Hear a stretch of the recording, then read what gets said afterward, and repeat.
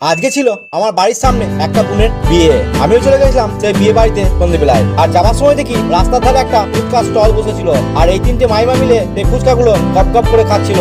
আর আমি ভিডিও করছিলাম বলে আমাকে দেখিয়ে দেখিয়ে আরো বেশি করে খাচ্ছিল। এই বিয়ে বাড়িতেও ছিল আমাদের ক্যাটারিং। Hi boss. এরপর এদিক ওদিক না ঘুরে আমি সোজা চলে গেলাম বিয়ে বাড়িতে। আর বিয়ে বাড়িতে গিয়ে দেখি অনেকজন বসে আছে মেয়েকে দেখার জন্য, কারণ মেয়ে তখনও সেজে আসেনি কো। আমি সেদিন ক্যাটারিং করে নাই, কিছু হেল্প করে দিয়েছিলাম। আর এই করতে করতে ঢুকে গেল বরের গাড়ি। বরের গাড়ি ঢুকে যাওয়ার পর বরকে সবাই বরণ করে নিল মিষ্টি জল খাইয়ে। আমাদের মন্দিরের মঞ্চেই করা হয়েছিল বর আসন, আর বরের সাজিরা এসেছিল বরকে মিষ্টি খাওয়াতে। কিন্তু বরমশাই মিষ্টিটা খেলেও জলটা আর খেলো না, কারণ বুঝতে পেরে গেছিল জলের সঙ্গে নুন মিক্স করা আছে। আর এই দিকে তখন আমাদের চলছিল ক্যাটারিং। আমাদের ছেলেগুলো তখন ফুলদমে ক্যাটারিং শুরু করে দিয়েছিল।